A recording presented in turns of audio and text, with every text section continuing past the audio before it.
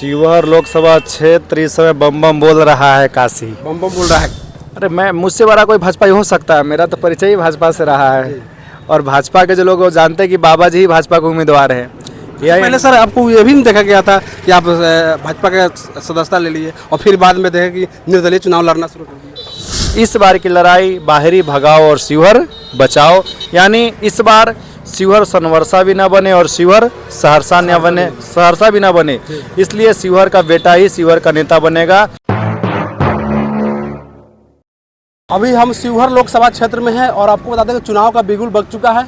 जो प्रत्याशी है अपने नामांकन की तारीख भी तय कर दिए हैं। चलिए मेरे साथ योगी अखिलेश्वर दास जी हैं, ये भी निर्दलीय चुनाव शिवहर लोकसभा क्षेत्र से लड़ रहे हैं। सर से हम पहले अपने चैनल में आपका स्वागत है। सर आपका भी अपना न्यूज, आपका भी खूब स्वागत, आपके दर्शकों को भी खूब खूब अभिनंदन। सर आप क्षेत्र में घूम रहे हैं, शिवहर लोकसभा क्षेत्र में कैसा लग रहा है आपको?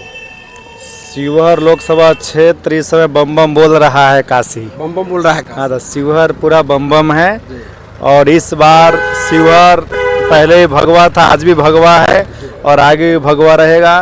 पूरा शिवहर के हरेक संप्रदाय के, हरेक मत के, हरेक मजहब के लोग मेरे साथ कंधे में कंधे मिला खड़े हैं और सभी के मत से मैं निर्दलीय प्रत्याशी हूं और मैं आपको विश्वास दिलाता हूं कि कोई भी आएगा चुनाव में उसे लड़ना मुझसे ही पड़ेगा, यानी शिवहर से लड़ना पड़ेगा।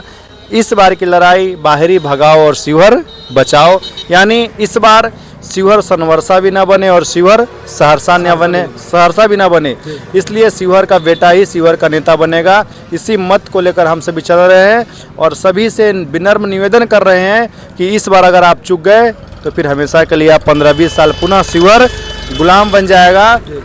इसलिए इस बार आप चूकिए मत, अपने मत का अधिकार, अपने मत का दान अच्छे जगह पे अच्छे व्यक्ति को दीजिए जो शिवहर को संवारने का संकल्प लेकर आपके बीच खड़ा है। कुछ ऐसे प्रत्याशी है सर जो बाहरी प्रत्याशी है और इस क्षेत्र में आए हुए हैं और लड़ाई लड़ रहे हैं। शिवहर मैंने पहले बताया, इस बार शिवहर की लड़ाई अगरी पिछड़ी का नहीं है, बैस और स्वर्ण का नहीं है। इस बार की लड़ाई बाहरी भगाओ, पुनः सुन लीजिए, और शिवहर बचाओ।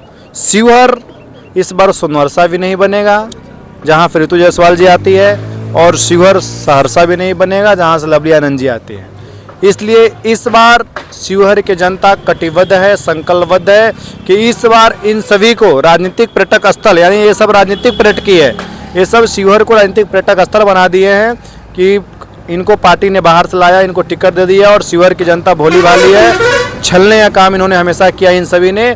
इस बार शिवहर की जनता छलाने वाले नहीं है, इनको मुंहतोड़ जवाब देगा और आने वाला 25 मई को आप देखिएगा जब ईवीएम पे जब बटन दबेगा तो शिवहर ही जीतेगा इस बार। यह दोनों में कोई लड़ाई में नहीं रहने वाले हैं। सर बताया जाता है कि शिवहर लोकसभा जो है भाजपा का गढ़ है, क्योंकि इसके पहले जो भाजपा के 3 बार यहाँ सांसद रह चुकी है, तो कैसे तोड़ पाएंगे इसको आप? अरे मैं मुझसे बड़ा कोई भाजपा ही हो सकता है? मेरा तो परिचय ही भाजपा से रहा है और भाजपा के जो लोग वो जानते हैं कि बाबा जी ही भाजपा के उम्मीदवार हैं।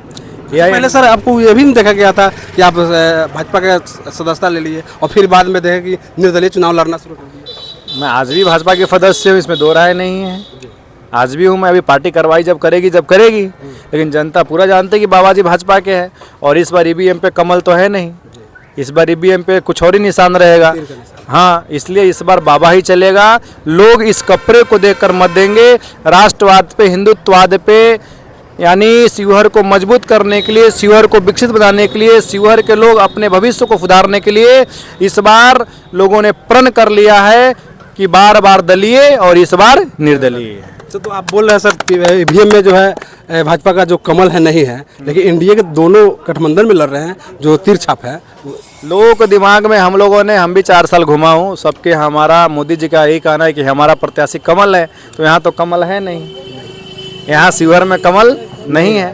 तो एनडीए प्रत्याशी कौन है क्या है उससे कोई ज़्यादा लेना देना नहीं है, वो उनका काम करेंगे, हम हमारा काम करेंगे। लेकिन इस बार की लड़ाई जातियों में बटा हुआ नहीं है। अगर कोई बैस के नेता बन के आ जाए बोले कि मैं बैस का नेता हूँ, तो शिवहर में भी बैस नेताओं की कमी नहीं है। अगर कोई स्वर्ण का नेता बन के आए बोले मैं स्वर्ण का नेता हूँ, तो शिवहर में भी स्वर्ण का नेताओं की कमी नहीं है। लेकिन ये लड़ाई दोनों का नहीं है। इस बार की लड़ाई कोई जातिवाद पे ला दे, कोई अगरी पिछड़ी कर दे, कोई बैकवर्ड और फॉरवर्ड कर दे, तो शिवहर की जनता इस बार गुमराह होने वाला नहीं है। इस बार शिवहर की जनता अपने मतों का प्रयोग अपने बुद्धि से विचार कर, विवेक को उपयोग कर इस बार सभी ने संकल्प कर लिया है कि शिवहर में बाबा ही कमल है और कमल ही बाबा है। इसलिए इस बार का बटन ये बाबा के कपड़ा पे यानी भगवा पे दबेगा और शिवहर के हर एक सनातनी हिंदू राष्ट्रवादी शिवहर को मजबूत करने के लिए, अध्यात्म विकसित बनाने के लिए, शिवहर को विकास करने के लिए इस बार बाबा को ही चुनेंगे। सर लास्ट सवाल रहेगा आपसे कि आप क्षेत्र में तो घूम रहे हैं, लड़ाई भी लड़ रहे हैं, तो आपका मोटो क्या है, क्या तैयारी करके आए हैं? जो अगर जनता यहाँ की आपको जिता देती है तो क्या करेंगे आप? अगर हमसे पूछते हैं कि पहला मेरा मकसद क्या है तो मैं क्या करूँगा, मैं ढाका से शिवहर रोज आता हूँ। अगर क्योंकि बनावटी मुझे आता नहीं है तो देवापुर पड़ता है बेलवा घाट, वहाँ से हर एक क्षेत्रों में जल जाता है। क्यों? जलबोजी होता है, रात तक जल जाता है। तो मुझसे कोई पूछेगा कि बड़ा क्या काम करूँगा, तो पहले मैं उसको धार्मिक पर्यटक स्थल बनाऊँगा, वहाँ पुल बनाऊँगा, वहाँ मतलब ऐसे काम होंगे बेलवा घाट को जहाँ से रोजगार पैदा होगा, वहाँ रोज बागमती की आरती होगा, मोक्ष धाम बढ़ेगा, बाहर के लोग पर्यटकी वहाँ पे आएंगे। यानी उत्तर बिहार का सबसे बड़ा अच्छा हॉट तीर्थ यानी बहुत अच्छा तीर्थ हो बन सकता है कि जहाँ पे लोग आएंगे, पब्लिक पॉइंट हो सकता है। रीगा चीनी मिल है, मेडिकल की सुविधा होनी चाहिए, कॉलेजेस वैसा नहीं है कि लोगों को बाहर पढ़ने जाना पड़ रहा है। आपके अक्ता चकवा का पुल देख लीजिए, उसके बाद खोरी पाकर का पुल देख लीजिए। बहुत सारे तथ्य विकास पे, लेकिन लोगों को पता है बाबा आएगा तो विकास होगा। ऋतु जायसवाल जीतती है तो उनका परिवार बढ़ता है। देखिए कितने बड़े सब परिवारवादी है। जब ऋतु जायसवाल जब विधानसभा के चुनाव हारी है तो मुखिया अपने पति को तुरंत, उनकी पति सेट हो गई और पति मुखिया बन गए। यहाँ शिवहर का देख लीजिए, आनंद मोहन जी का लड़का यहाँ विधायक है, लालटेन से आरजेडी से, और जेडी से टिकट लेके आई है। तो लोग अब उतना मूर्ख नहीं है, अब लोगों को समझ में आ गया है ये बार बार जनता पागल बनने वाला नहीं है। और सभी जनता ने मत और मजहब से सबने अपने बुद्धि और विवेक को विचार कर लिया है और एक मुष्ट होकर इस बार बाहरी भगेगा और शिवहर जीतेगा। आपके माध्यम से मैं विनम्र निवेदन करना चाहता हूँ कि 29 तारीख को मैं नामांकन कर रहा हूँ। 29 तारीख को बाबा देवकुलीनाथ, 29 अप्रैल को बाबा देवकुलीनाथ के दर्शन कर शिवहर से मैं सुबह 7 बजे निकलूँगा। आपके माध्यम से जितना भी आपके व्यूअर्स हैं, मैं सभी को आह्वान करता हूँ कि आप इस सन्यासी को आशीर्वाद देने के लिए शिवहर से जिहुली ढाका होते हुए मोतिहारी जाएंगे। आप सभी आशीर्वाद प्रदान करने के लिए आप सभी मोतिहारी पहुंचिए और अपना हमें सहयोग प्रदान कीजिए, हमें मजबूत कीजिए, क्योंकि हम आपकी लड़ाई लड़ रहे हैं। इसलिए आपका कर्तव्य है, आपके बीच का हूं मैं, आपका हूं। मैं जीतूंगा, शिवहर जीतेगा, मैं जीतूंगा, शिवहर में विकास जीतेगा।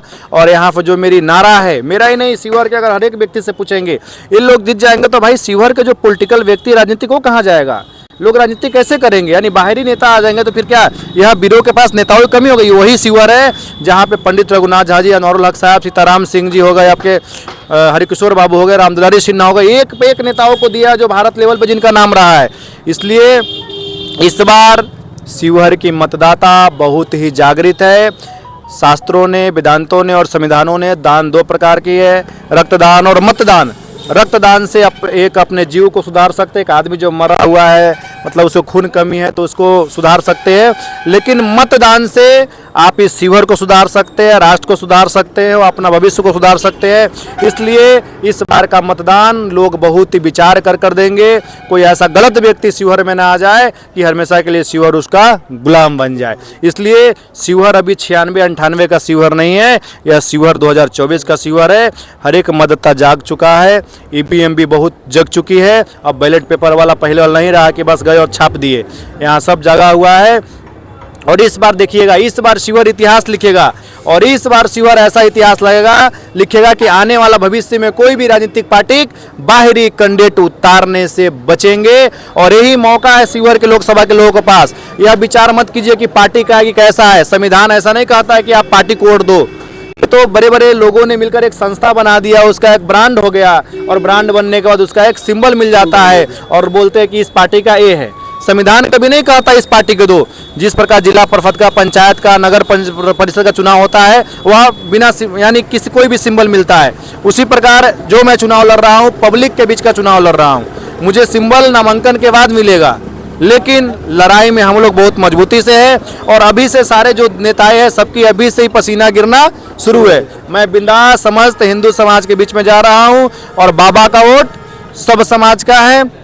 मैं महात्मा हूँ, मेरी कोई जाति नहीं है, क्योंकि आकाश मेरा झोपड़ा, पताल मेरा घर, सतगुरु का बाल का अवधूत मेरा नाम। जाति न पूछिए साधु का, पूछ लीजिए ज्ञान, मोल करो तलवार का, परारहन दो मिहान। इसलिए मैं सबका हूँ और सबका मुझ पे विश्वास है। इसलिए मैं बार बार सबसे निवेदन किया हूँ कि सबको देखा बार बार और योगी अखिलेश्वर दास को एक बार। चलिए, क्षेत्र भ्रमण के दौरान योगी अखिलेश्वर दास मिले और इनसे थोड़ा कुछ बात करने की कोशिश किया। विशेष आप राजू मुखिया को देख लेते अपना न्यूज। धन्यवाद।